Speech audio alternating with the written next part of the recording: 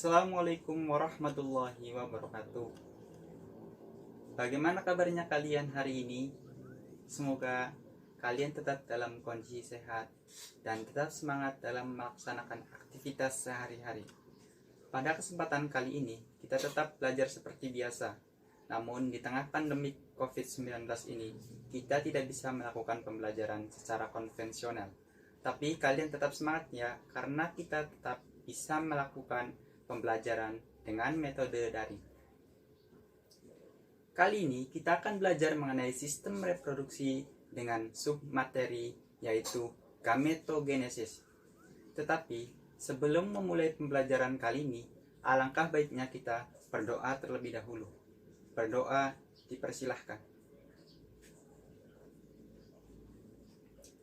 Berdoa selesai. Untuk perihal absen, teman-teman dapat melakukan absensi di kolom komentar dengan format nama dan kelas kalian dengan waktu 1x24 jam.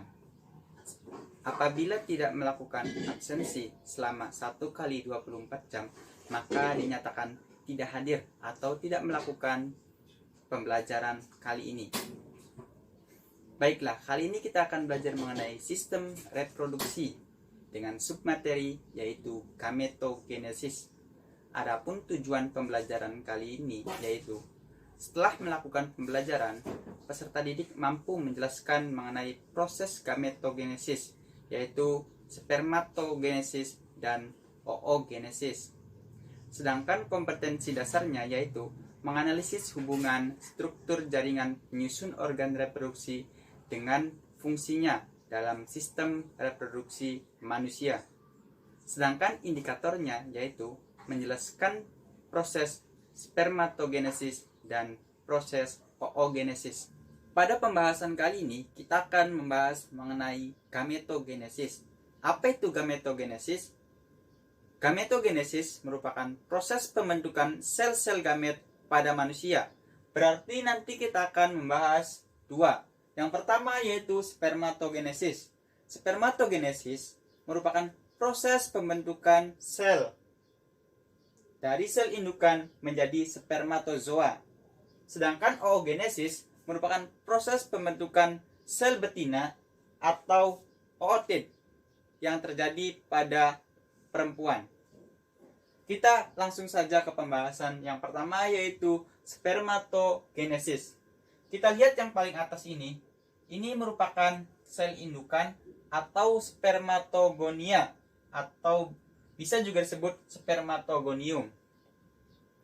Sel indukan ini bersifat diploid atau 2N.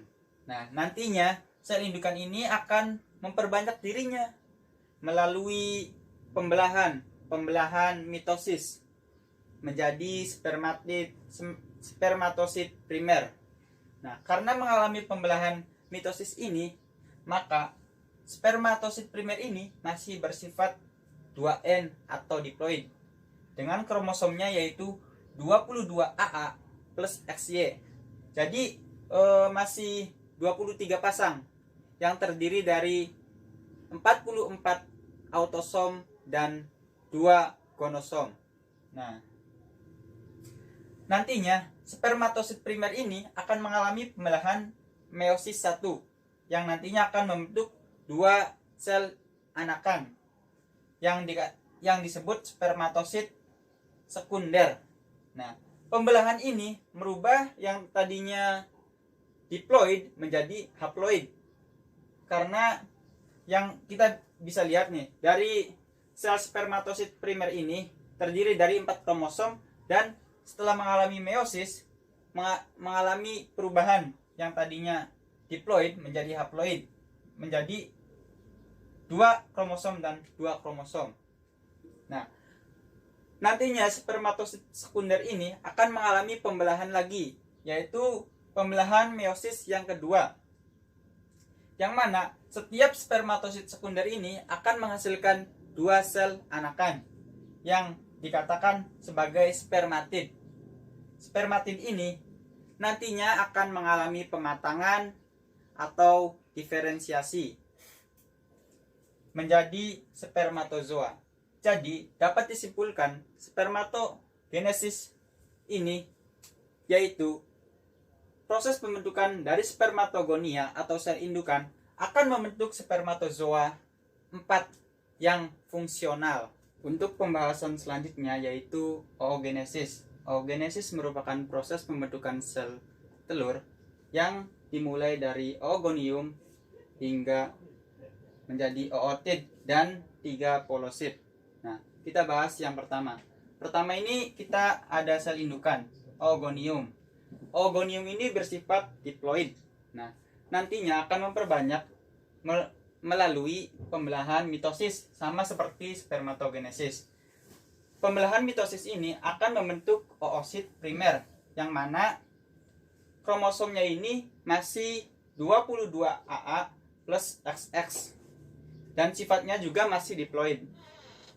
Dari oosit primer ini akan mengalami pembelahan secara meiosis 1 dan akan membentuk oosit sekunder dan polosit primer.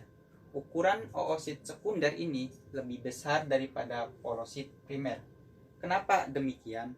Dikarenakan oosit sekunder ini memiliki lebih banyak sitoplasma dan inti sel, sedangkan polosit primer memiliki lebih sedikit sitoplasma dan inti sel. Kemudian, dari oosit sekunder ini akan mengalami pembelahan lagi, yaitu meiosis 2. Pembelahan ini akan menghasilkan ootid dan polosit sekunder. Ukurannya ini berbeda juga, dikarenakan ootid ini akan memiliki sitoplasma dan inti sel yang lebih banyak. Sedangkan polosit primer ini, yang ukurannya kecil, akan mengalami pembelahan secara meiosis 2, dan pembelahannya ini menghasilkan 2 sel anakan yang kecil pula karena memiliki sitoplasma yang sedikit. Nah, jadi dari proses oogenesis ini letak pembentukannya itu dari oogonium sampai menjadi oosit sekunder ini terjadi pada ovarium, sedangkan proses pematangannya ini terjadi pada oviduk. Nah, sedangkan spermatogenesis ini prosesnya itu terjadi pada testis, yaitu spermatogonia sampai pada spermatid. Nah, pada saat pematangannya itu terjadi pada epididimi, dapat disimpulkan bahwa spermatogenesis dari spermatogonia menghasilkan 4 spermatozoa yang fungsional, sedangkan oogenesis dari oogonium akan menghasilkan 1 ootid atau ovum yang fungsional. Nah, itulah materi mengenai gametogenesis. Teman-teman dapat mengisi soal yang ada pada deskripsi. Terima kasih atas perhatiannya. Tetap semangat dan sehat selalu. Wassalamualaikum warahmatullahi wabarakatuh.